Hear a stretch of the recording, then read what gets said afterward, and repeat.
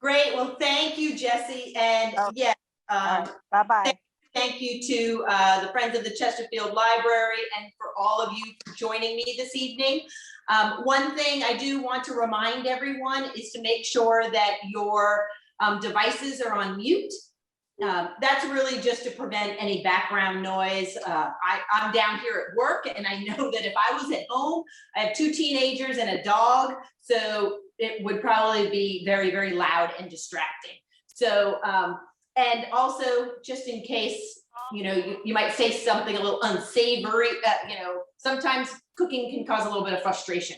So, but I'm here to help calm that down. So yeah, just as Jesse said, throughout the evening, if you have any questions at all, people saying hello to each other.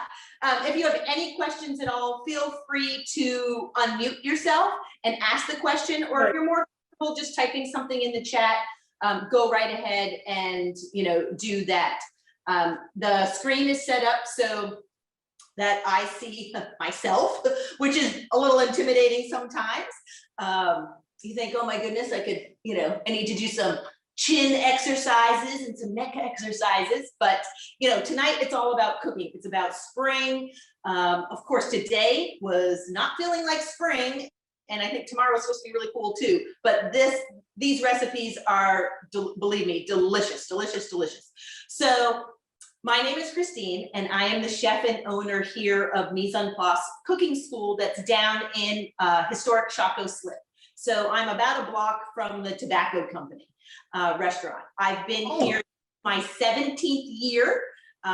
So running the business and offering creative cooking classes for everybody, as well as corporate team building events and private birthday parties and anniversary parties. So prior to last March, we really welcomed all things food and beverage here. We've had private dinners. We've contributed to a lot of Richmond events down here. Of course, with COVID, we had to pivot like so many of us had to, and we now are primarily virtual. You can come down here and do a small private event right now we're capping it at 12 people. So you're welcome to come down as long as it's, a family group or a group of people that you're comfortable with. But the great thing about Zoom, which, we're experiencing this evening, one, I am live in your kitchen. So it's as if I'm right there next to you. So again, feel free to ask the questions. But another great thing is that I'm able to teach cooking classes literally around the world. I've been able to do corporate team building events in Switzerland.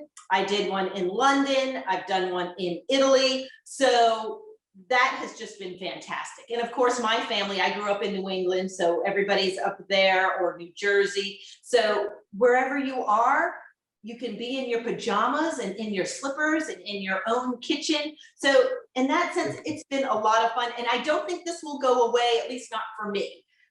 This has really just been beneficial. And so I absolutely thank you all, not only for supporting the library, but for coming to my class and supporting me as a small business.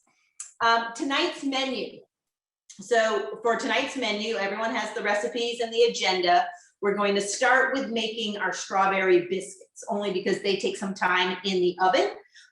Once that's done, the oven's off. So we'll make those biscuits first. So you'll want to make sure that your oven is preheated on 425. So that's a little tip right before we start. Then we'll go on to the salmon cakes with the red pepper aioli. Aioli is French for garlic mayonnaise. So as long as you have a food processor, that is the one main mixing tool that we will need for this evening. If for some reason you don't have, or if by chance you don't have a food processor or even a mini chop, as we're making that dish, you can certainly ask me any questions about what you can do as a substitute tool.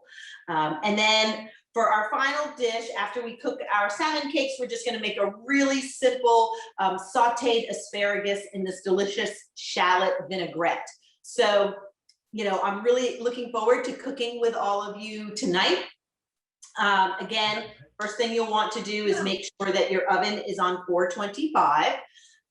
We're going to go through all of the ingredients that you'll need for today's, for the biscuits, which are really quite delicious. And the term mise en place. So mise en place is French for all things in its place. So when I was in culinary school, the first restaurants in New York where I worked, the catering company where I worked, you know, here. Oh yes, you can certainly add your questions there. You know, the chefs would always say, do you have your mise en place? Do you have your mise en place? Basically, that means, do you have all of your ingredients ready for those first tickets to come through? And I tell you, when I was working in some Manhattan, New York City restaurants, and we would serve 250, 300 people on a Friday night, on a Saturday night in 2 hours, if you did not have all of your ingredients chopped, prepped, clean, ready to go, when those tickets came in, the rest of the night was terrible. You were always playing catch up, and you never had time to really catch up. So, you know, that slows everything down, and you don't feel great. You don't really feel confident in what you're making. So it's the same thing at home, whether you're following a recipe from this evening, or if you're making something just off the top of your head, you know, go through not only the ingredients, but your procedure. What am I going to be doing first? And I want to make sure that everything is ready so that I don't start to saute those onions and have them on saute when I realize I have to go and dice the raw chicken breast. And I haven't yet done that yet. I haven't taken them out of the package. So you bring them to your cutting board, which now you're putting raw chicken on your cutting board, and you still have vegetables to chop up, and your onions are starting to burn. And your hands are all full of raw chicken, and you kind of don't know what to do. You shut off the pan of the onions. You don't want your smoke detector to go off. And then you're frustrated and you don't feel great, and you order takeout. So we don't want any of that, especially for this evening's class. So as you can see here, for our first dish, which are the strawberry biscuits, I have already measured out my liquids. So I have my heavy cream, I have a little bit of milk in here, as well as the vanilla extract. So that's already in there. I can put my knife aside because I don't need my knife right now. I have my flour mixed with a little bit of sugar, so just 3 tablespoons of granulated sugar, my chopped strawberries, and I added a little bit of lemon thyme. I have lemon thyme growing at my house, and I can never really think of a lot of things to use for it. So I just added a little bit of fresh herbs to it. It's not in the recipe, but this is also to show you how you can kind of mix a savory and a sweet together in a biscuit. So I have that already mixed. I have, if you have a piece of parchment paper, that is ideal for these biscuits. If you have a Silpat, so this is a silicone baking mat. It's a great way to kind of cheat too, because it already has the circles laid out for you. This is a great tool to have. It's very inexpensive. You can get it anywhere from Walmart to Bed Bath & Beyond or Sur La Table. So you can get it at most at all kitchen supply stores. But it's really handy to have. You don't have to spray anything down. You just wipe it down when you are done. So I have that. I have my cutter. Now, if you don't happen to have a biscuit cutter, you can use a glass. If you have a little, glass dish, if you have a drinking glass, you can even cut these biscuits when we form it. You can form it into a rectangle and cut it into squares. If any of you have ever gone to Salt and Forge, which is a fantastic coffee and lunch spot right here on 2nd Street in downtown Richmond, they make the most amazing biscuits, and they are big squares. They are huge, huge squares that are buttery and flaky, and they're just delicious. But they're big squares. So if you don't have a cutter, just cut it into 3-inch by 3-inch squares. They'll still taste the same. So I'm going to brush the top of mine with a little bit of melted butter. That's optional. You certainly don't have to. And I even have a little bit of sanding sugar. This happens to be yellow. If you have a little bit of the turbinado sugar, the really coarse kind of brown natural sugar, you can sprinkle a little of those on top if you would like to. And then of course I have a little bit of extra flour that I'm going to put on my cutting board. I'm actually going to put it right onto the silk hat when we're ready to mix it up. So let's get cooking. Let's start our biscuits. So here I have my dry ingredients. So other than the strawberries, I have my 2 cups of self-rising flour. I do put down King Arthur flour, King Arthur self-rising flour. It does not have to be King Arthur flour. I grew up in New Hampshire, so I have a little bit of I'm a little bit prejudiced when it comes to my flours. I love King Arthur flour. I love their product. I love that they're company owned, but any self-rising flour, it will do. 2 tablespoons of white granulated sugar, and then a 1/4 cup of chopped fresh strawberries. This will be really nice because you'll get a little bit of strawberry in each bite, which is really nice. So I've kind of whisked that together. So if you haven't done that already, go ahead and whisk that together or just use a fork. That way we're evenly distributing our sugar with our flour and our strawberries. And then we're just gonna make a little well in there. So just a little, you know, as best as you can. Sometimes it's hard to make a well with dry ingredients that just keep floating back into the center. Here, again, I have my 1 cup of heavy cream. I have a little bit of vanilla in here, as well as a little bit of milk. You can always add a little bit more milk if your dough seems to be really sticky, but it shouldn't be too bad. So I am pouring in my cream mixture right into the center, as best as you can. And then we're gently going to fold that in there. So I'm a lefty, so I like to, I make a kind of a backwards J. It's almost, I guess, kind of like a fish hook. And then I fold it back in. So we want to mix this. We're not doing a big mix. We don't want to really work that gluten. We don't want tough biscuits. So I do a nice mix here, just enough. We want, you know, we want it to be moistened. It doesn't have to be wet. We don't want it to be, if you find that yours is really dry, you can certainly add a little bit more of your milk. And when you're using a spatula, make sure you really get at the bottom of the bowl. A lot of times the bottom of the bowl has little pockets of dried flour. We don't want that. We want your bowl to be almost clean to make the cleaning easier at the end. So I'm going to put this aside, and I'm going to put a little bit of, and again, this is just some self-rising flour. You can certainly use all-purpose flour, but I'm just going to put a little bit on my board here, on my tray that has my silk hat. So I'm going to use this as a 2-in-1. And now my dough is a little sticky, so I'm going to put that right on the flour. And then I'm going to sprinkle a little bit more flour on top. And also dust your hands with some flour too. So I'm going to put that aside.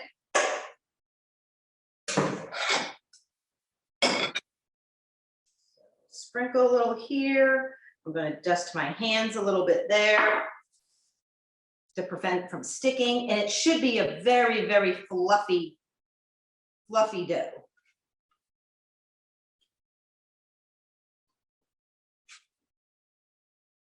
Just going to mix this well, turn it a couple of times, and then I will flatten this out. You want it to be about as wide as a sheet of paper, which is 8 inches, so about 7 inches. Now this dough you can re-roll if you want to make some more biscuits. So here I have my biscuit cutter. I'll try and get that a little bit floury too, just so that it doesn't stick. And again, if you don't have a cutter and you want to cut these into squares, make a rectangle and just take a regular knife and cut those into squares. But when you're cutting the circles, you want to make sure that you are getting as much of the dough as possible. You want to really get on the edges there. And again, you can certainly, I would not re-roll this dough probably more than once. We don't want really tough, chewy biscuits. This is light and fluffy biscuits. Now, if you want to brush the tops with a little bit of melted butter, go ahead and either put it in the microwave or in a little saute pan and just slowly melt that. But again, that is optional. And these are delicious. Of course, these are delicious with a little bit of jam on them, but you can certainly make some fresh whipped cream. And here I have the rest of my dough, but I can probably get another 2 out of this.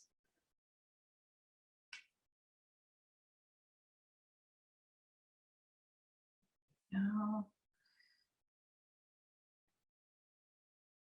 I think that's what I can get. Maybe a third. The recipe says it yields 9.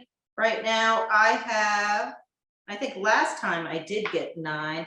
1, 2, 3, 4, 5, 6, 7, 8, 9, 10. So I actually have 10. And then with my scraps, I'm just gonna make a little biscuit and that will be my taster.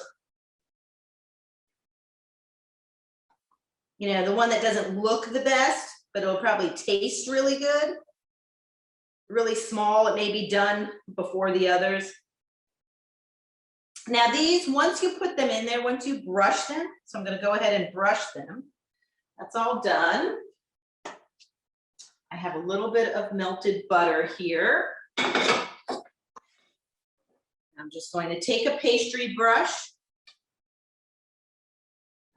brush them just with a little bit of melted unsalted butter. Although a sweet cream butter would probably be nice, but we don't want to add any unnecessary salt to this. Just a nice coating. Just to give it a little bit of shine. Now they only have to go in the oven for about 12 to 16 minutes. Now my oven here downtown, I have both a conventional oven and a convection. And these I'm cooking in a conventional oven. So like many conventional ovens, they often have hot spots. This one, I know my hot spots are right in the back. So what I like to do is that I will go ahead and set my timer for half of the amount of time that I need. And then I will turn my pan so that I get that even cooking. So I'll probably set mine, now for the sanding sugar, I'm gonna put a little in my hand first so that I don't get this big clump of sugar on top. And you can absolutely use just a white sugar if you wanted to have a little bit of sweetness at the top. And this is just a sanding sugar that you often put on top of cookies and cupcakes and things like that. So I'm going to set mine for 7 minutes. And then after 7 minutes, I will turn it around. And they should rise and smell really good. These are even great in the evening with a cup of tea. That's how I like to have them. All right, so in the oven they go. I'm going to set it for 7 minutes and wait for that timer.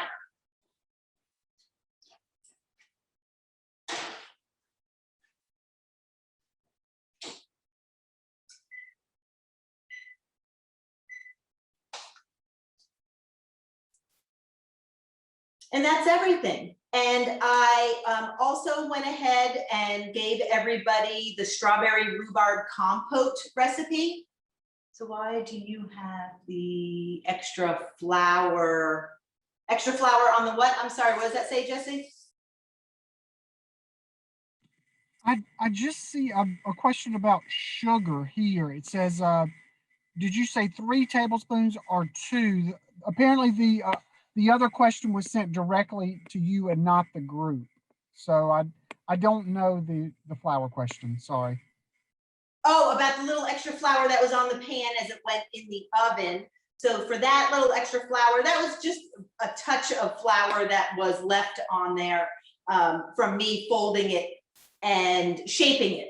Now, you can always just do that on a cutting board, and you really don't need that extra flour. I hardly had anything on there. I just used a little extra flour when rolling it out to prevent my hands from sticking and to prevent it from sticking to the silicone mat. Now, in terms of the sugar, you only need 2 tablespoons of sugar in the dry mix, but then I use a little bit of coarse sanding sugar, which it says, and that's just optional as your topping, just as the butter is a little bit optional on the topping. I hope that answers the questions. We do have a good question here. It says, do you measure your dry ingredients in grams as King Arthur recommends? For this, I do not, and that's a great question. For this, I do not. You absolutely can. If I was, because this is just a biscuit, a very, very simple biscuit, if I was making something a little bit more complicated, especially if I was making a layered cake, or if I was baking something probably a little bit more involved, I have a really inexpensive scale that actually I got at Lidl that I would measure that out. But because this is just 2 cups of flour and we did give it a whisk, what King Arthur also recommends is when you are just baking from the cup measurement is to kind of stir up your flour with the cup, with the measuring, just kind of fluff it up a little bit before you put it in that cup, and that will give it a little bit of airiness and not as dense. But if I was making something a little bit more complicated or intricate in terms of baking, yes, I absolutely would measure that with a scale. So great question. For biscuits, just like, you know, many Southern grandmothers, it's a little bit of this, a little bit of that. How does it feel? So I don't think I think they did like handfuls. So I gave you the recipe for fresh whipped cream, which you can do with a hand mixer.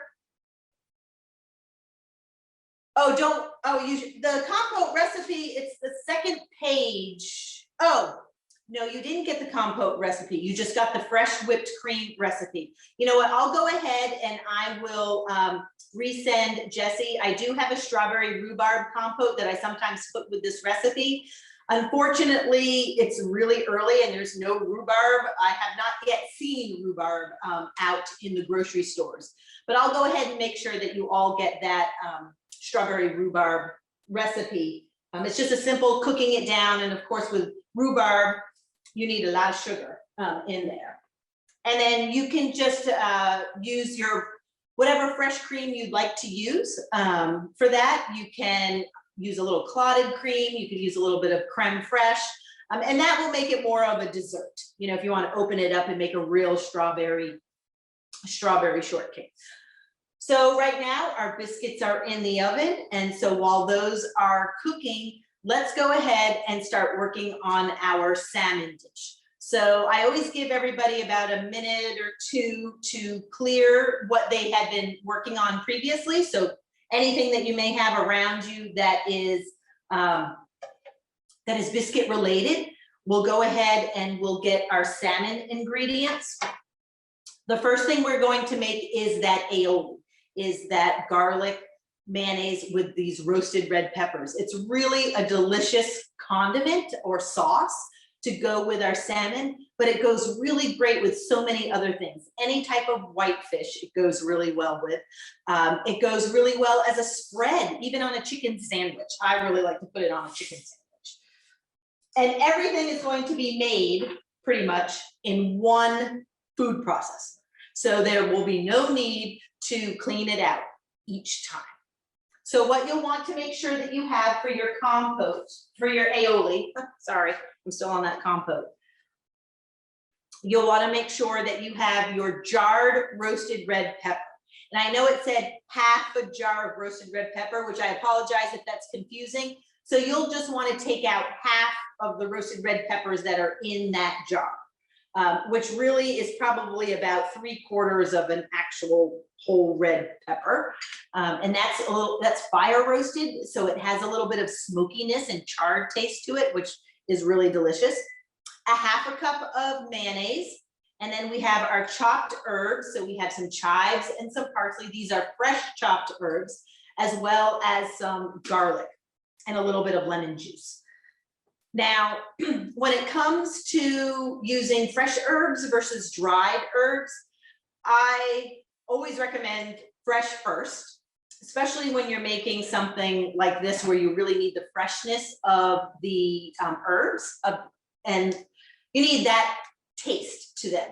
Now, if in the salmon dish, you happen to only have dried herbs available, make sure that you either warm them up in a little bit of olive oil, or that you have them sitting in some of the lemon juice or some type of liquid to help them bloom. If any of you have ever had, I always use this as an example, if ever you've had a deviled egg with dried chives on top, it tastes like paper. There's not a lot of flavor to it. All right, let's see how the biscuits look halfway through.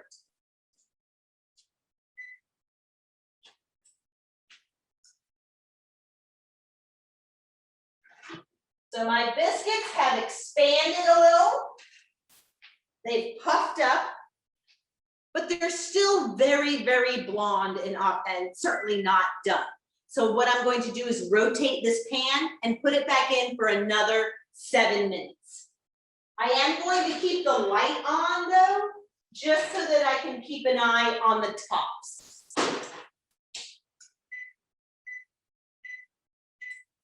That way I can see if they're starting to turn golden.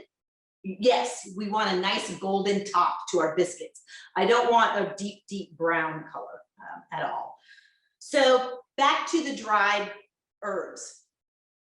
So that dried chives on top of a deviled egg, it does nothing to enhance the flavor of your deviled egg. It's very, very dry. It tastes like paper. So you want to be able to bloom that because they are dry, they are concentrated in flavor. So when you are going from fresh to dried, use half of the amount. So if a recipe like this one calls for 2 tablespoons of fresh chopped parsley, you would use 1 tablespoon of the dried parsley. But again, you'll want something, this has a little bit of mayonnaise and a little bit of lemon juice, so it will help it bloom, but you certainly won't get that herbaceous flavor in the aioli if you are using dried instead of fresh. So I hope that makes sense. And so when you are using a dried herb, just make sure it's either in an oil, in a vinegar, something that can help it bloom and bring out those flavors that are in there. Because there are definitely times where the dried herbs are necessary. If you're making an Italian dressing, a homemade Italian dressing. So oftentimes you just use the dried herbs, and that you have the oil and the vinegar to help it bloom. Now, was there a question? There is, and this is something I was just considering. When would you add the dried herbs? But Wendy asked, how long does it take for the herb to bloom? 15 minutes more. I would probably leave something in there for, no more than 10 minutes should be fine. Especially if it's something that you're warming up. Yeah, I would say, no more than 10 minutes, because you want to soften them a little too. You don't want them to have that really, again, papery texture to it. So I would say, 10 minutes is fine. If you're making something like a vinaigrette, you can just shake it and keep it in your refrigerator until you're ready to use it. But I would say, 10, 15 minutes is fine. So that's a good point too. If you are going to be cooking with those dried herbs, make a mental note to let those sit for a little bit, whether it's in an olive oil or, a vinegar or a broth, if you're going to be making, say, a pan sauce. And so maybe you just want it to bloom in that chicken broth. give it, 10 to 15 minutes, definitely. Definitely. So that was very, very good question. So not only do I have my aioli ingredients ready, but I also have everything I need to then make my salmon cakes. So I have my mise en place, I have my chopped skinned salmon, I have my panko. Now your panko are Japanese breadcrumbs. They're really nice and crispy, and they stay nice and crispy. The recipe calls for 2 cups. You'll want that divided. So we're gonna use 1 cup in our salmon cake mixture, and then we're gonna use 1 cup to coat the outside of our salmon cakes. More fresh herbs. So I have all of that ready. I have a pan, a nonstick pan ready to go. But again, we'll go through all this together. And please do not hesitate to ask me to slow down. I will not take it personally. I have done these recipes many times, and so sometimes I just am not purposely, but I'm quickly going through the steps. Feel free, please, to tell me to slow down. Again, I won't take it personally. I know I do that, and even my kids tell me sometimes I do that too. So I have my food processor ready. We're just gonna put everything in there. So we're gonna put our first 5 ingredients in our food processor, which are all of the ingredients. So I have my mayonnaise, which, let me get my spatula, a little spoon. I have my mayonnaise. And this you can certainly make, if you wanted to use this for something else, if you are not someone that can have mayonnaise or can have dairy, most mayonnaise does have a little bit of egg in it. A plant-based mayonnaise works really well in here as well too. So we have our roasted red pepper. Try not to use any of the liquid from the jar. It can be very, very liquidy and saucy in there. So just make sure that you're not adding any extra liquid in there. And then I have my herbs and my garlic. I may have added an extra clove or 2 because I do really like garlic. And your lemon juice. 2 teaspoons, that's it, just a little bit of lemon juice. And now we're going to close this and we are going to process this. Now you may have to scrape down the sides a couple of times because it is a little bit of a wet sauce, which sounds kind of strange, but it may splatter up to the sides. So we may want to just give it a scrape down. Just be careful with your spatula to not get it caught in the blades. One, it's a real pain to try and get that out. And also you don't want to ruin your spatula. Now my biscuits are counting down, and so you should have, if you're cooking along with me, it should start to smell a little bit like a bakery. You should have that nice kind of sugary biscuit smell. I can certainly smell, it smells really good. All right, so here we go.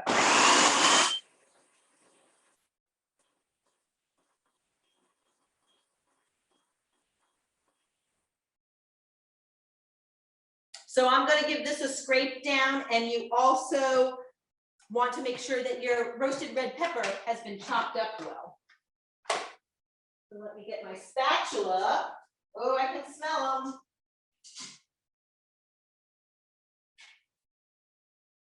But I may leave them in there. So right now, a quick back to the biscuits. They're still very blonde on top. They're not bad. Here, I'll show you. They're certainly not bad.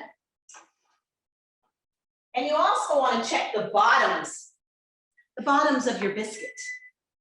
These are still a little bit dense. I can feel that. And you want a nice golden bottom to them. Oh, they smell great, and they're starting to get a little bit of color on top. So I'm going to say 2 minutes, and that will be it.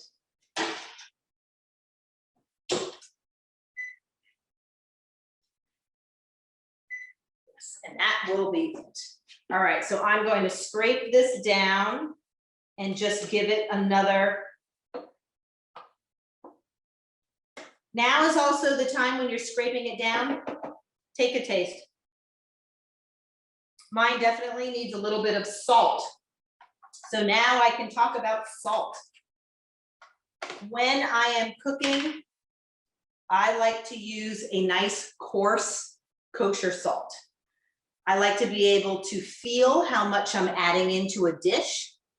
I like the fact that with the coarse granules, you're actually using a little bit less salt, which is great because so much of the foods that we eat have so much salt in them. So this, I can really control how much salt I'm putting in. Salt is one of those ingredients that when you put too much in, you can't take it out. So always err on the side of caution and just put, when it says a pinch, just a pinch. There we go. Same thing with pepper. If ever you've eaten anything with way too much pepper. Now this is, again, recipes are really just guides. You know, they're templates. So if you like a little bit of heat, you can add, excuse me, you can add a little bit of crushed red pepper in there. You could add, you know, maybe just a drop or two of hot sauce if, you know, you like it to have a little bit of heat. If you like it a little bit more smoky and you have a smoky sea salt, you know, add a little bit of that. But again, I always start small. I'll blend it, I'll let it sit for a little bit, then I'll taste it again. We're adding layers of flavor, but we don't want to add too much of a flavor that we can't take out. So let's just pulse this again just a couple of times.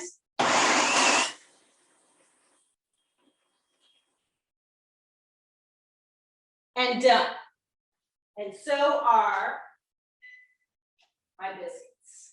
Oh, those are nice and golden. They definitely have a nice golden touch. Of course, I have a little bit of yellow sanding sugar on there, so I do see a little bit of yellow on the top, but they're light. The bottoms are a little hot, but the bottom should have a nice kind of golden brown color as well. Great. I'm going to shut the oven off, let those cool off.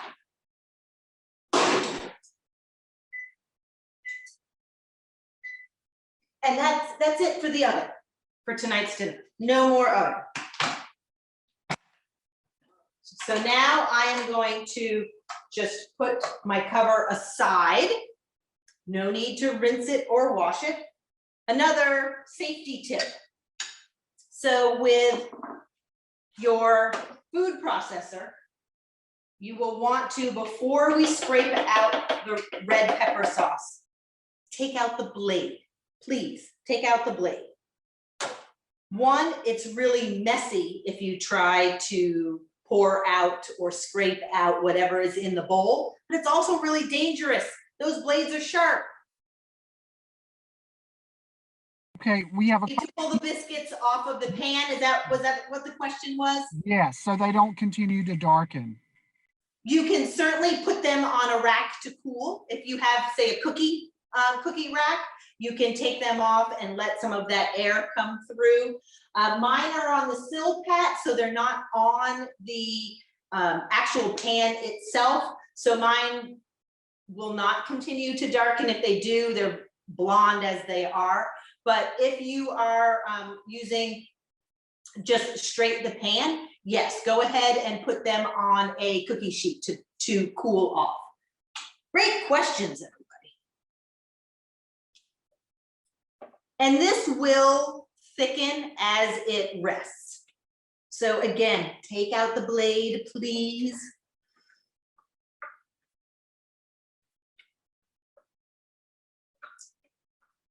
So I've gone ahead and I've taken that out.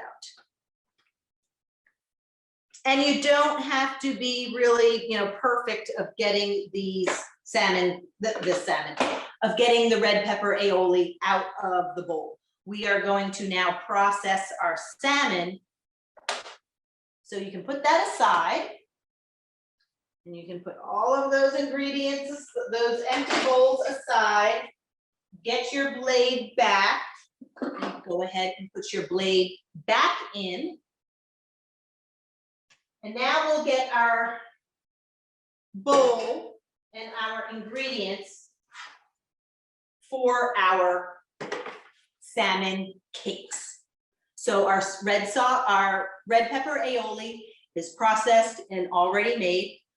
The biscuits are out of the oven or close to being out of the oven if yours haven't come out yet. And so here I have my chopped salmon that we are going to put in our food processor and really blend really well to make our salmon cakes. So this is about 1.5 pounds of salmon that I've removed the skin from. I know most fish places will be happy to take the skin off for you. You can also buy some salmon at Costco. I know they have some large pieces of salmon that do not have the skin on. So here, right now, we're just gonna process the salmon. So just the salmon on its own. Okay, you can put that aside. And this, you want it to be, I don't want to say pureed because we don't want it pureed, but we really want it finely processed, finely chopped in here. And I'll show you what that looks like.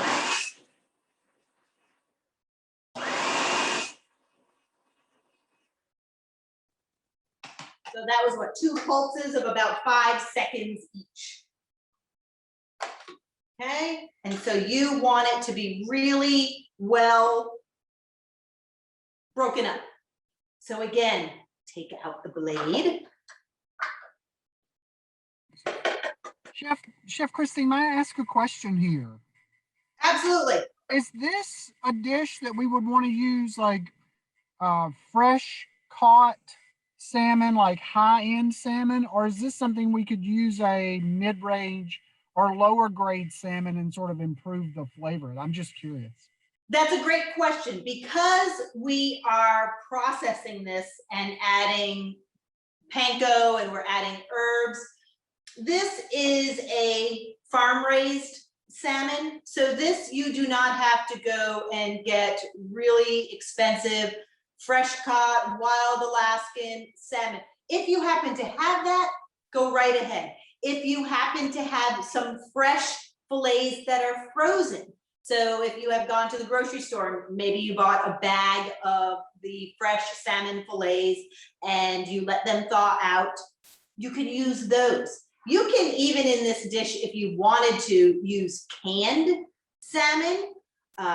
If you were to use canned salmon, I would recommend adding an egg in there to help bind it. Because this is fresh, raw salmon, you have the natural, omega-3s, you have the natural fats and sinews in there that help bind and keep it all together. So no, you do not need, where my spatula go? No, you do not need a really high-end salmon because we're going ahead, we're processing it, we're breaking it up. So, it doesn't have to be sushi grade. So now I'm just gonna put this in the bowl. It's picked up a little bit of flavor from our red pepper aioli, which is what we like.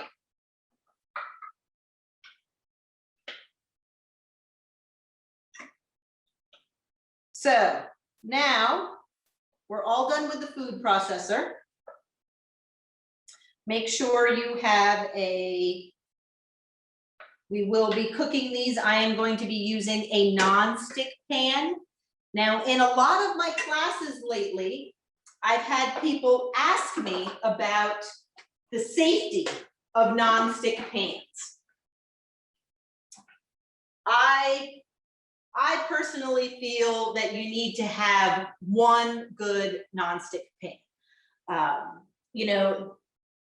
It's been long since the days of Teflon, the stuff that would peel off and come off really easily. And of course, the the contamination that's, you know, that happened in West Virginia with the DuPont factory, and, you know, we're long past that. And now you can get some really good anodized nonstick cooking pans. And there is a purpose for them. They're great for things like eggs, for fish. And you can still get things really nice and crispy in a nonstick pan. So I always feel that you need, you know, one good nonstick pan.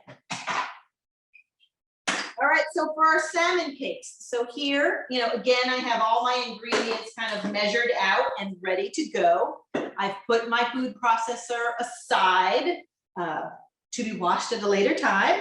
And I have my nice salmon in here. And you can see it has a little bit of the parsley and red pepper that it just picked up from the food processor. Can you recommend a particular brand? You know, the higher end brands are, say, you know, KitchenAid, All Clad, they all make really good. Calphalon makes a good anodized, so there's no coating, it's actually built into the pan. In terms of a nonstick pan.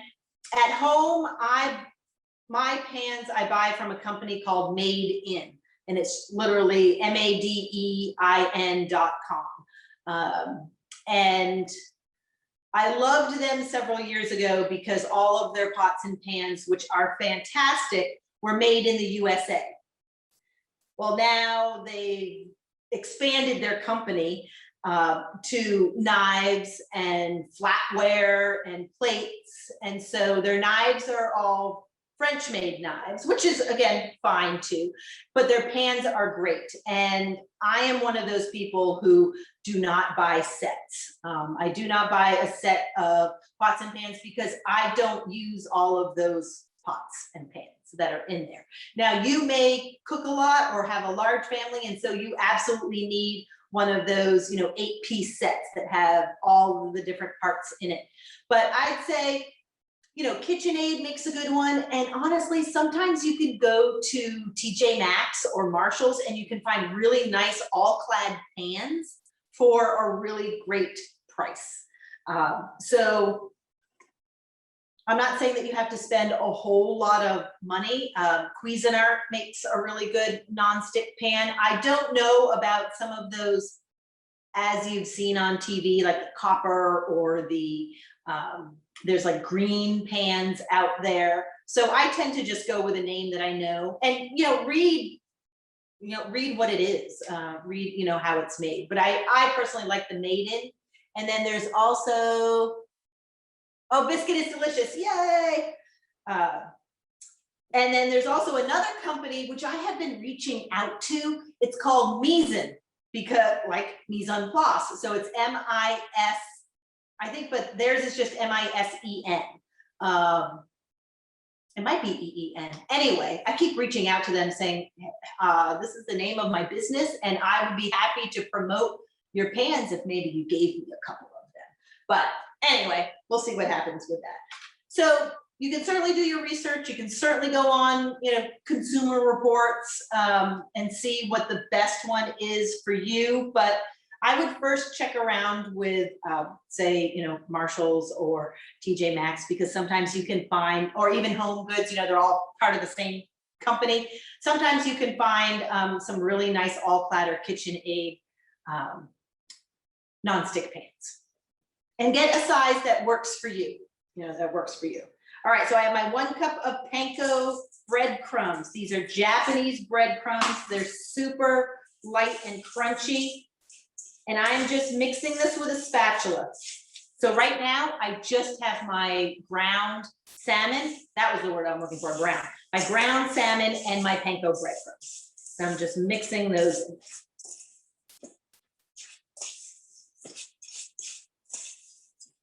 Now I'm going to go ahead and add those other ingredients. And again, just mix, you know, make sure you're getting the bottom of your pan. So I have my garlic. Let's see, first I have my mayonnaise in here with my lemon zest and my Worcestershire sauce, or however you say that crazy word, Worcestershire sauce. So I have that in there. because we're just gonna add everything else in there, except that 1 cup of panko. So I have my lemon zest, I have my Worcestershire sauce, I have my mayonnaise, I have my chopped garlic, I have all of these fresh herbs. There's some dill, there's some chives, there's some parsley. And I'm just gonna sprinkle that over. And I may even add these in 2 batches. Oh, and your capers. Now, if you are not a caper person, they're a really briny, tiny, almost like an olive. You can use an olive. You don't have to add them in there if you don't want to, but olives are a great substitute. If you like anchovies, like I do, I've put a couple of anchovies in this dish before too. And that gives you a little bit of saltiness. So again, more, just my fresh herbs, I added those in 2 batches, just so you don't get any of those clumps of herbs. And I'm just mixing that well.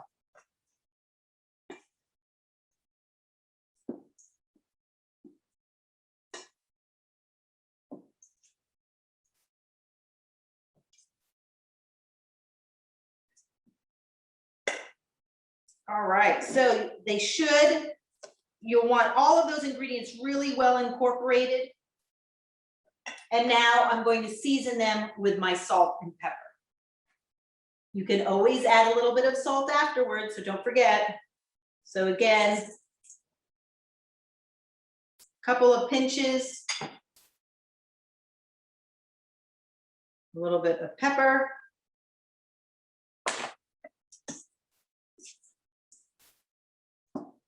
There we go.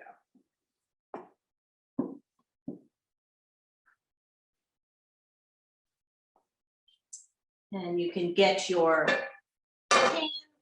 I am going to have my little sheet pan ready, because now we're going to use your best tool in the kitchen, and that's your hands. So I think all of us have extremely clean and sanitized hands. And so we're just gonna make little patties, and we are going to put them into some breadcrumbs. Again, the other cup of your panko breadcrumbs. Now, if you want, you can use a cookie scoop, or you can just scoop them with a spoon. I have a big, this is more of an ice cream scoop. I have a big scoop here. And I'm just gonna form this into a patty, almost like when you're making a hamburger. Doesn't have to be too thick. And I'm just going to coat them in a little bit of panko, just enough to cover the top, a light coating of the panko breadcrumbs. Now, I am not yet going to turn on my pan to cook them in, because I want to get these done and coated before I start cooking, so that you don't have to worry about trying to flip them and then your hands are all full of salmon and panko breadcrumbs. So this will just do a nice calm cooking together. And while we're cooking these, you are welcome to, of course, have a nightly adult beverage of your choice. Of course, with salmon, a nice white wine always goes really well. Something nice and light and crisp, or a little spritzer. But of course it is. These you can make small. So when we go back to entertaining, and you wanted to do, say, a little cocktail party, you can make these nice and small, and maybe just put a little dollop of the red pepper aioli on top. And they're great these are great with a salad, wonderful for brunch with a poached egg on top. These would be really nice for the holiday brunch this weekend. Really, really simple. And people have asked in the past, can you freeze these? Yes, you can. I would actually freeze them after you've cooked them. And when it comes to reheating, and my 13-year-old daughter loves loves these, and she is not a fan of cooked salmon. She is a raw salmon sushi girl all the way, but she loves these. And the best way to reheat these is just to saute them in a little bit of vegetable oil or olive oil, just to give them a nice little saute. And that'll just warm them through. Of course, if you have a little toaster oven, that works well too. You can microwave them, but then you won't get that crispy, little crispy edge to it. Now, if you're going to freeze them, certainly let them cool completely. Yes, you can absolutely bake these, absolutely. So what I would do is just get a pan and spray it with some non-stick cooking spray and bake them for probably at about 350, 375 for a couple of minutes each side. You may have to give them a flip, but yes, you certainly can bake them. And they don't take long on the stove top. So if you only have a few of them, you could probably even bake them if you have a toaster oven, a tabletop toaster oven. That's also a great way to reheat them.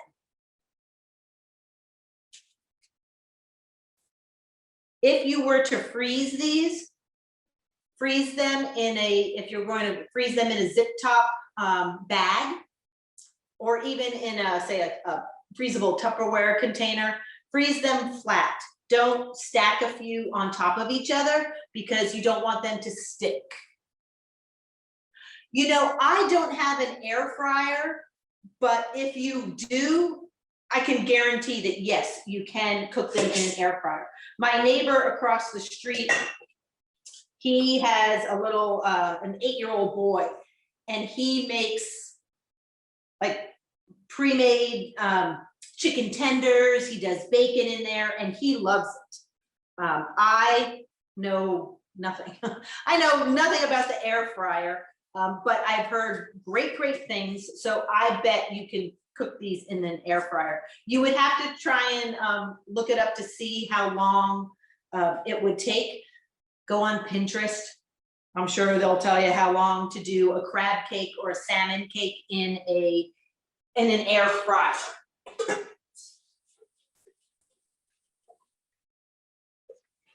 I know I've been so tempted. I've certainly been tempted to get one, but I know they do take up some room. So, so I have not yet purchased one. I'm still trying to get used to, and I do enjoy my Instapot.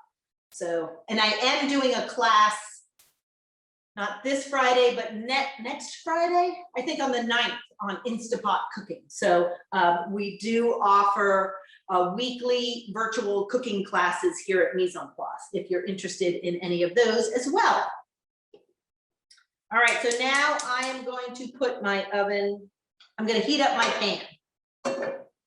And I'm going to add a little bit of oil. Now, when I am using a non-stick pan, I don't like to heat up my pan without anything in it. I like to have a little bit of fat or a little bit of oil, whatever I'm going to cook with. It's just something about heating up that non-stick, even if it's an anodized pan. If I am cooking, say, a steak or a piece of chicken in a stainless steel pan, what I like to do to prevent from sticking, and this always works, is that I heat up my pan first, dry, nothing's in it.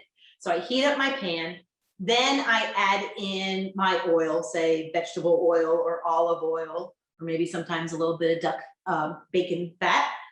And I put that in there, and then I let my oil get hot. Then I'll add my protein. That way, say you're cooking a chicken breast, and in the past, they've always stuck to the pan. So a great tip is to heat up your pan dry, and this is with a stainless steel pan. Get your pan hot dry, add your oil, let that get hot, then add your protein. That way you're not cooking directly on that stainless steel pan with your oil around your chicken breast, but your chicken breast is kind of nestled a little bit on that oil. And that way, when it's time to flip it over, it will naturally kind of let you know and release itself, and you can flip it over without having to pull. Believe me, I've been in a rush several times, and I end up, having basically a shredded chicken breast and not the one that I want. So I put a little bit of oil in my pan. And how do we know that the oil is ready to put our food in the pan? Oils, whether it's olive oil or vegetable oil, are thick, like a maple syrup. They're very viscous when you put them in there.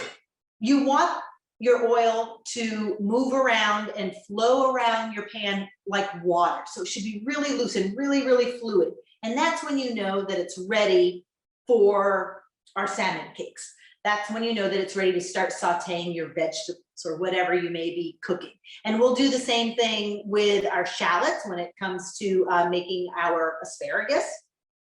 Of course, you can always put a couple of extra little breadcrumbs in there. And if they start to sizzle, then you're good to go. And if you start to see just a little bit of smoke, I'm not talking about billowing smoke. We don't want our smoke detectors to go off. But if you start to see a little bit of smoke, that too is saying that, maybe you need to lower your pan a little bit, but your oil is hot. And right now my pan, and I have a gas cooktop here. I know it's a little different at home. I have an electric. Right now it's on a 5. And when we put our salmon cakes in there, we do not want to crowd. Anytime you're sauteing, again, say chicken or hamburgers, you don't want your proteins to touch each other, because then they'll start to steam. We want to have the air all around it so that it does get nice and crispy. So I'm going to go ahead, and you should start to hear a slight little sizzle. Now I have a good 10-inch size pan, so I can probably get, oh yeah, I can get 5 in here.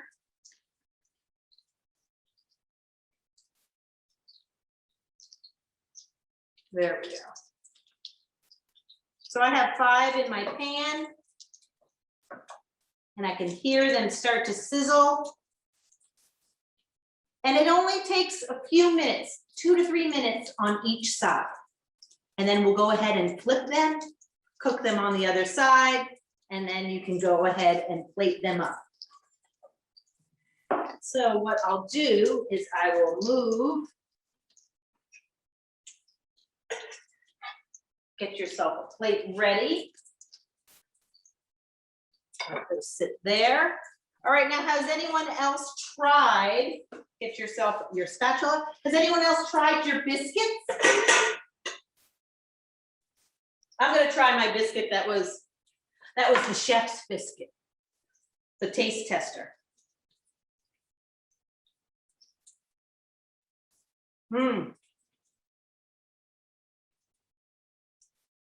Nice and fluffy, but cooked through. For the biscuits or for the salmon? I think she means for the fish. Well, these are really not that thick. Oh, for the salmon? I don't have ideally you'd probably want it to be about a 135. But the nice thing about salmon is that it can be a little under, it can be cooked, but still a little bit under, and safe.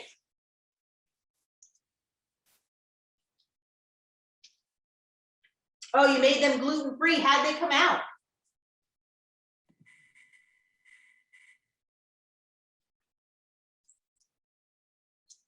Oh, you're welcome. I had a corporate class last night, and we did, for those of you that are gluten-free, and these panko, you can find gluten-free panko as well. And I was making dinner. I was going to give the dinner to, looks great. Oh, I was going to give the dinner to a friend of mine who, another chef here, who is gluten-free herself. So I made a chicken piccata with King Arthur's 1-to-1, gluten-free. And then I also made ricotta donuts. So like Zeppelis that were with the gluten-free flour. And they tasted really good. You know, like many of you who are gluten-free know that there's a little bit of graininess to that gluten-free flour. So the donuts did have a little bit of a grainy texture, but they were for a gluten-free donut, they were really good. And when I gave it to Chef Laurel, she said, you know, oh my goodness, this is the best Passover meal that I've had. So many things you can absolutely substitute. All right, so let's take a look here. Oh, that's nice. Chef Christine, your recommendation about adding oil to the cast iron. Oh, I was going to ask, do you have any tips for cast iron skillets that you can share? So the cast iron, now it's nice because you can buy cast iron that's already seasoned. So you can go into the pot and pan section, but you can also, and I don't think they're really there's a difference in price, but at some places like Walmart, you can go into the camping section and find a nice selection of Lodge cast iron pans. So, you know, if you have a cast iron pan, if you use a cast iron pan often, you should know that it needs to be well seasoned, which means that, you know, after each use, you do not use soap and water. You can use a wet cloth. You can use a little bit of water, hot water, to clean it off. And then you just add a little bit more oil and rub that into your pan and let that season. Oh yes, I love the Lodge too. And if I'm making, like you said, steaks, if I'm doing pork chop, you know, anything that I want a really nice sear, I'll get out my, you know, my Lodge, which now you can buy some thinner cast iron pans, but they are kind of a nice workout as well too. So, you know, they definitely have some heft to them, but yeah, they're great for a really good sear. And then I finish them off in the oven. So many of them are already seasoned, which is nice because the seasoning process, you know, takes a little bit of time. You have to rub them with oil. You put them in a low oven for, you know, 4 to 5 hours, or you can put them in there overnight. But you want to just constantly keep it seasoned. Now, the way that we that working in the restaurants, a lot of our fish and of course our steaks were cooked on cast iron pans. I think I would do scallops in cast iron pans too. But how we would clean them at the end of the night is that we would take, and I think we went through quite a lot of salt, but we would take a coarse kosher salt and just put a really nice layer of salt at the bottom of our pan. We turn on the heat to a medium heat, and then we take an old dish rag and almost take a pair of tongs and kind of use that as our abrasive scrubber. So we'd use the salt as our abrasive, and the salt will pick up all of those black bits and food particles that you want to get rid of to clean your pan and season your pan with a little bit of salt. So that's what we do in the restaurants. And sometimes I do it down here. I have cast iron indoor grill pans. And so I'll just dump a whole bunch of kosher salt on there and turn on the heat and just let it sit, and then use my scrub brush to really pick up those particles that are left on there. So that's an option to kind of clean it off, but always wipe it down with a paper towel that has some oil on it to keep your pan nice and seasoned. But those give you, the cast iron pans just give you an amazing seal on there. Yes, it's really, it works really well. It may be a little smoky, but for, you know, you can buy a box of Morton's kosher salt for, I think, less than $2. So it helps to have that on hand. And also I cook with it too. All right, so let's see how my first batch is doing. It's nice and golden on each side. Now, of course, you can always, and I say this now, you can always have one that's a little bit smaller that you can use as your taste tester, that you can check for seasoning. And just cook that, and you know, of course, since it's a little bit smaller, it'll cook a little bit faster. And you'll notice that the panko breadcrumbs definitely soak up some of the oil. So when you go on to your next batch, you know, you want them nice and golden and crisp. Just put them on a plate. So for your next batch, you may need to add a little bit more oil in there, and that's all right. This, I want to get a little bit more color on that one. I'll go ahead and add just a little bit of oil. Not much at all. And put my second ones in there. But yeah, cast iron. If you're really adventurous and you really enjoy your cast iron and you kind of like DIY projects, you know, I don't know who's having yard sales anymore, but like yard sales and flea markets, sometimes you can find beautiful cast iron pans that maybe just didn't have all the love that they needed and may have some rust on them.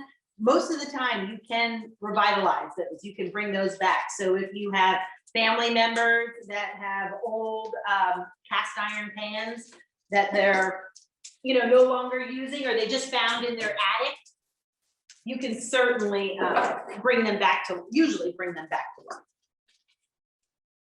But they're wonderful conductors of heat. And Le Creuset makes an enamel covered cast iron pans in a multitude of colors. And I have kind of a big saucier pan that I use. And so there's Le Creuset, and then there are other brands. I think I got my big pot at Aldi for $40. I'll show you, because I love sharing kitchen tips. So these pots are beautiful because you can go from stovetop or oven straight to table. So this is cast iron, but it's enamel coated. So you can see that it's been used, it's been loved. So this has, oh, it definitely needs to be cleaned a little bit better.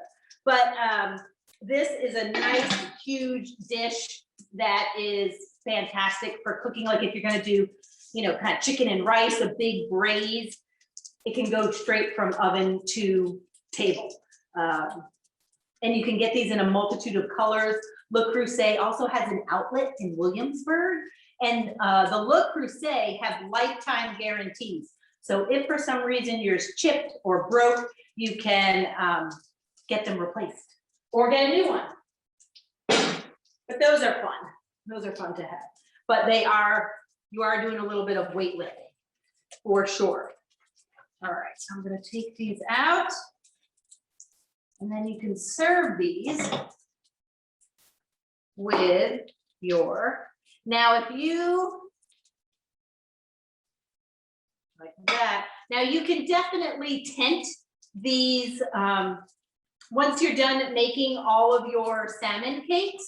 And if you want to keep them warm until we're done with our asparagus, you can put all of the cooked ones back in the pan, put them all back in that pan together, shut off the pan, and either cover them or tent them with some foil, and that should keep them warm until the asparagus is all done.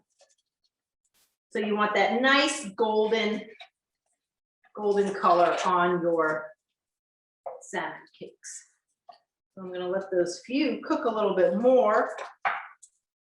But again, these go great with a salad, of course, with the asparagus. If you wanted to make, say, a little bit of pasta or a nice rice, you know, a really nice wild rice, oh, would go really, really great with these. So there's a whole lot of things you can do. Or you can eat these almost like a crab cake sandwich, but get a nice Kaiser roll and maybe put that in your pan and get that a little toasted with the aioli. It is a mayonnaise, and put that on a bun, on a toasted bun with a little bit of the aioli, and that would make a great salmon cake sandwich. So we'll put those aside there, and that's your salmon. Those are your salmon cakes. As I said, you can do that with tuna. You can make these fresh tuna cakes. If you were to use a canned salmon, you could probably use, I don't think you would probably need to use the same weight. So usually most cans, you can get an 8-ounce can of salmon, but I would probably add an egg in there just as that extra binder. If you don't eat eggs, you can make a flaxseed egg, or maybe add a little bit more mayonnaise to that as well. But that's a delicious, delicious dish. Now, any of your leftover panko crumbs that you coated your salmon in, you can go ahead and throw those away. Those we can't, you really don't want to reuse those. Now I'm just going to shut off my pan and put that aside. But those smell good too. All right, so I'll give everybody a couple of minutes to switch everything out, and then we will make our asparagus with our shallot vinaigrette. And I'll be showing everybody what I find to be the easiest way to cut a shallot or an onion. It's one method that will eliminate having to clean all the little pieces up all over the floor. Was there a question that I missed? I saw something flash on the screen. We have a question. If we substitute all-purpose flour for biscuits, do we need to add baking powder? Yes, yes, you do. And it's very simple. If you do not have self-rising flour, and I don't know the exact ratio of measurements, but yes, you can make a self-rising flour at home from all-purpose flour with some baking powder in there and probably a little bit of salt. So yeah, go on Google or Pinterest. Again, I don't know the ratios, but I've done it before down here. Yes, you can use all-purpose flour and make your own self-rising flour. So another great question. Yes, you can. And again, the gluten-free flour, I think it worked well. I know that I think there's somebody on here tonight that was using the gluten-free flour for their biscuits. Here's a little taste of the salmon.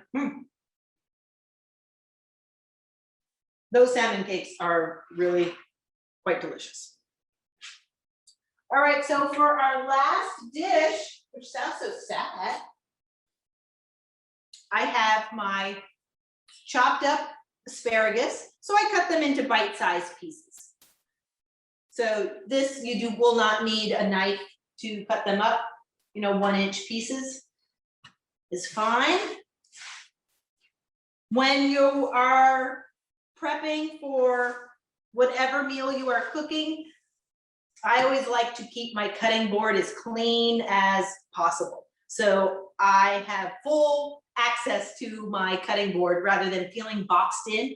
Sometimes you can feel a little, if you have your salt and your pepper, and then you're cutting something over here and you're cutting something over here. So give yourself plenty of space, of elbow space. So for this one, you will need a knife. And I have here I have my chopped fresh dill. Now again, if you only have dry dill, you can put half of the amount in this vinegar and it will bloom in your vinegar. So I have about 2 tablespoons of vinegar in here. I have my olive oil ready to go. I have my asparagus that I've trimmed. Now, when it comes to trimming asparagus, there are some people that say, oh, just bend the asparagus and wherever it snaps, that part is really woody, discard that and take, the good part. I always find that is wasting a lot of asparagus. So I just usually just take those, and you can tell the woody stems, they're very pale, a pale green, sometimes a pale purplish color. They're very, very pale, and they're very woody. If you look at the bottom of the stalk, it will be very dry and woody. So I just cut that off right up until it gets a really beautiful, bright green color. So I don't know, I just find that that is wasting a lot of the asparagus, because sometimes it'll snap right in the middle, and you still have, then you have to go and cut off the stem, and then you have all these little pieces. So I just like to trim it where it, from when it's really nice and green to where it starts to get really woody and stalky, because those just are really hard to chew. They're very hard to digest. So I like the nice green. It's been, rinsed and dried. And then here I have my white wine vinegar. If you don't have white wine vinegar, red wine vinegar is a great substitute.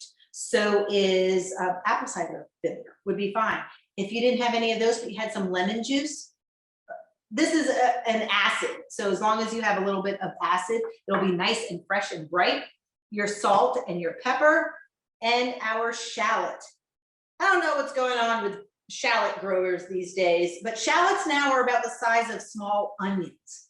They used to be these nice little delicate, additions to dishes that, a shallot is a lot more delicate than an onion. If you don't have a shallot handy, but you want to make a similar dish, you can use a sweet onion. You could absolutely use a red onion. These are just very delicate, and they almost can melt into a dish. So this will give us a little bit of an onion, a nice calm onion taste, a little bite to go with our asparagus. So when it comes to cutting an onion or a shallot, you have your stem end, and then you have your root end. So I like to cut off the stem end so that I have a flat surface to work from. There's nothing worse than trying to cut something that is round. One, it's difficult. Two, it's dangerous. We don't want to cut ourselves. We don't want any more protein in our dishes than what we already have. So I like to just cut off the stem end. And again, it gives me a nice flat surface to work from. I get rid of the stem, unless you like to make your own stalks, your chicken stock, a vegetable stock. Save all those onion and shallot ends. Now I'm going to cut straight through the root to give me two nice even sides. So I've cut through that, and I'm just going to peel off all of that papery outside. And for this, we just want our shallots to be minced, which is another word for really small, really small dice. So what you'll want to do first, again, I've cleared my cutting board. I'm going to put my dill aside. All right, so I have this nice flat side, this flat half. I am going to take my knife and I'm going to cut 3/4 of the way horizontally from stem to root, but I'm not going to go all the way through. So here, let me show you. So I just do a couple of saws, and there you have it. So I have not gone all the way through. I want to cut up this shallot and keep it all on my cutting board. I don't want it to be falling onto the floor. I don't want it to be going all over my counter, which I know sometimes can happen when you're cutting an onion or, again, shallots. So I've made that one cut. Now, a shallot, like an onion, has natural lines in it. So I'm going to cut straight down. I'm going to put my hand in a claw and tuck my thumb in. Use your thumb as a guide or to kind of give you a little bit of leverage, but try not to stick it out. My first restaurant job I say this in all my classes, my first restaurant job in New York City, I was in a 4-star French restaurant, and I was just an intern. And the first week I was there, I nearly lobbed off the top of my thumb, which if any of you have ever cut a tip of your finger It's very painful. It bleeds a lot, especially if you're cutting your nail. So tuck that thumb in. Better to be safe than sorry. And I'm just going to cut straight down, but again, I'm not cutting all the way through the root. I want to keep all of my onion intact. So nice straight cuts. So I have one little piece that came off here, but for the most part, it's still all intact. All right. So now I keep that together, and I'm just going to now cut straight down. I'm going to keep my knife tip on my cutting board, and I'm going to use the tips of my fingers as my guide to help push it along. My thumb is tucked under, and I'm making maybe 1/4 inch little cuts to give a nice fine cut. Now, as you get closer to the root, stop. When it starts to feel uncomfortable and you don't feel like you have a really good grip, just stop. Ooh, as I fling a couple of shallots around. Just stop. Your fingers are more important than this tiny little tip of the shallot. And then you can just do a rough chop over some pieces that may be a little larger, that maybe your knife just didn't get.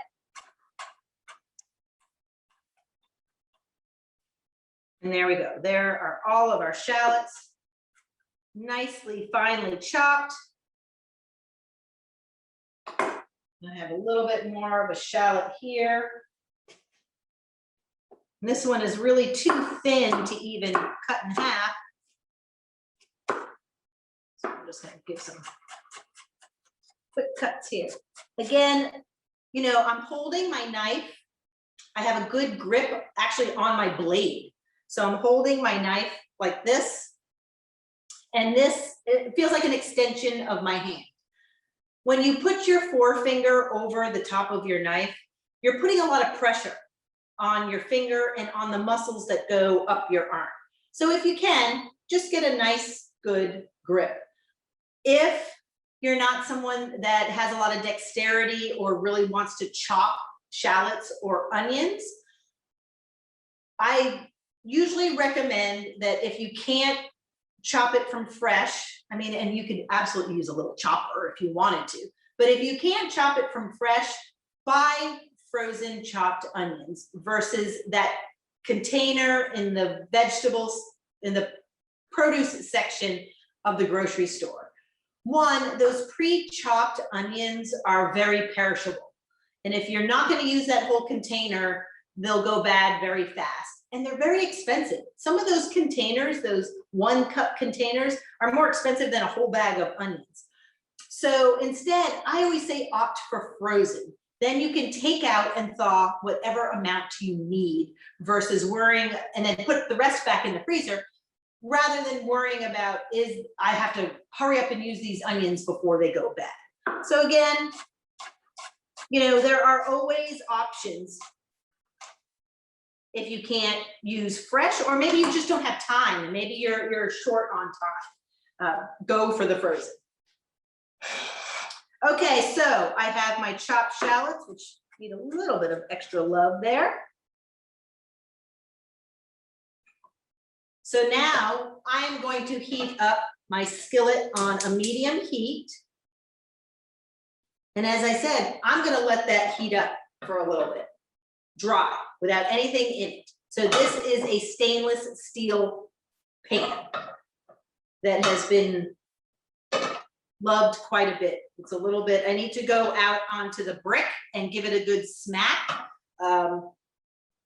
This pan is just a restaurant style. I get it at Restaurant Depot saute pan. It's about a 12-inch, and it starts to kind of have a little bump at the bottom.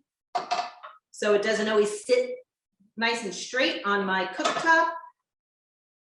If I just go out and give it a good whack on the concrete or on the brick to flatten it out, it usually works. But I try not to do it at night. I am on the ground, well, actually I'm on the lower level of a historic building here in Shockoe Slip. The building was built in the late 1800s. So I'm pretty soundproof in here. I have original brick and beam here. And then upstairs, there are 2 offices, and then further up, there are a dozen apartments. So if I slam something in the back here, most likely the people upstairs won't hear it, which is good. All right, I'm gonna get myself a glass of water. So my pan is heating up.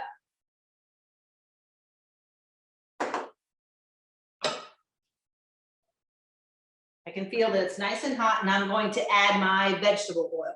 About a couple of tablespoons, but really it's going to be enough to lightly cover the bottom of my pan. And already I can see my oil is really, really fluid in my pan. Remember, we want it to look like water. We want it to be really, really nice. The pan. And let's go ahead and add our shallots. So just take all those, and you'll hear that little sizzle. That's what we want to hear. That means that that oil was hot and ready to go.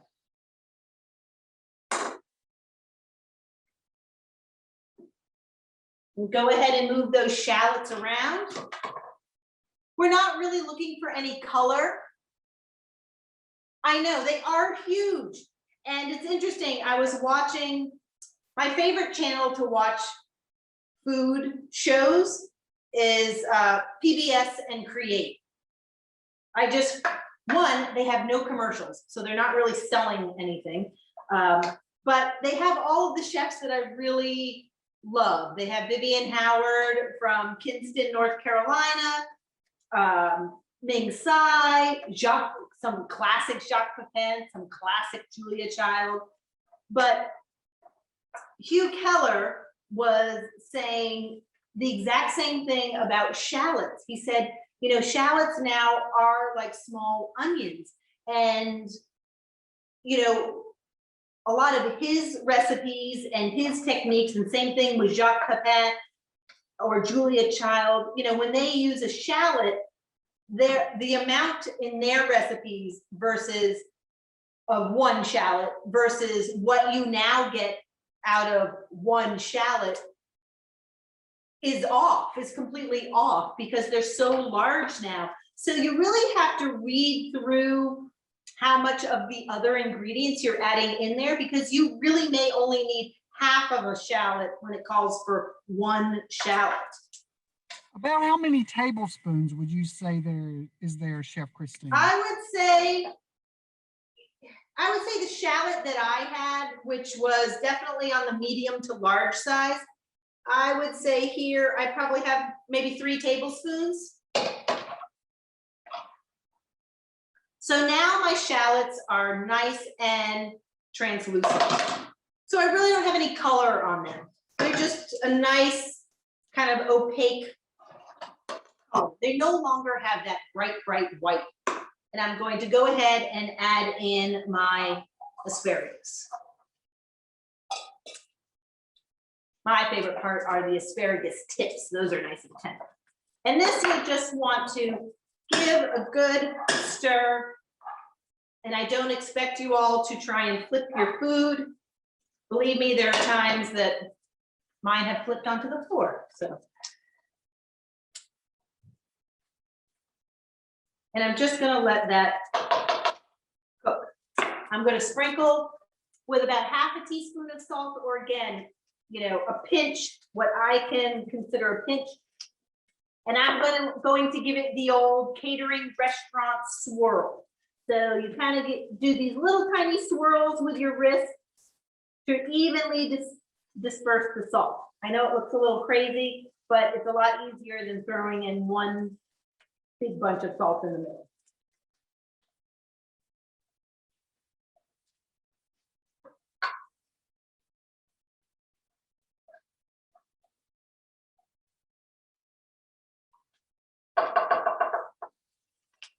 And so this you'll want to cook until they're nice and tender.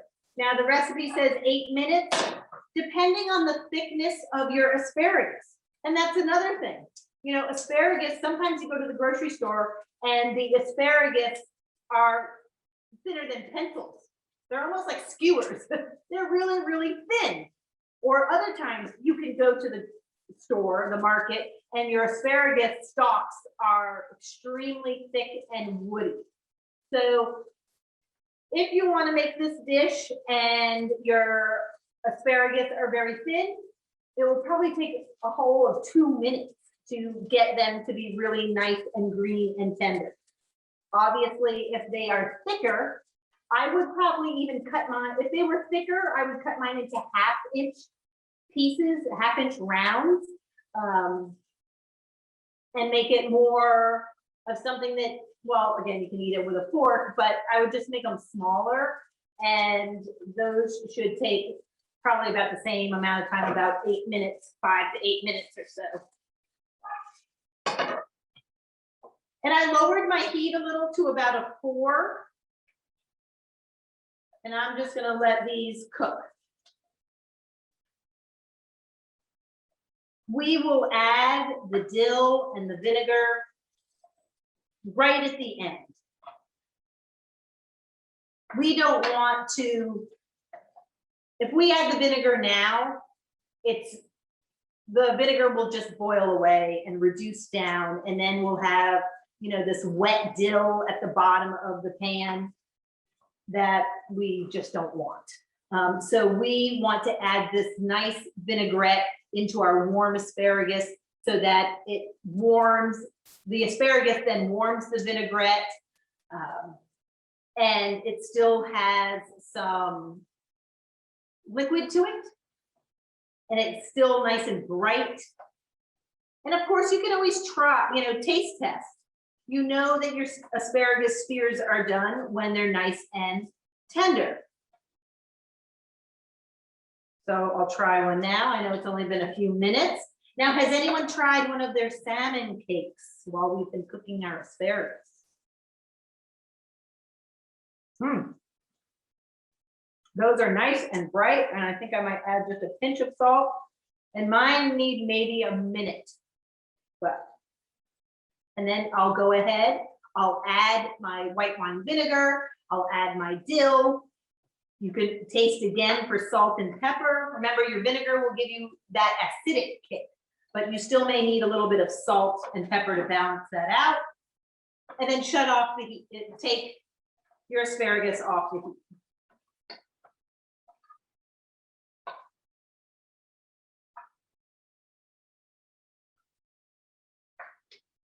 And by adding in the vinegar at the end, it'll also help keep your asparagus nice and green, nice and bright.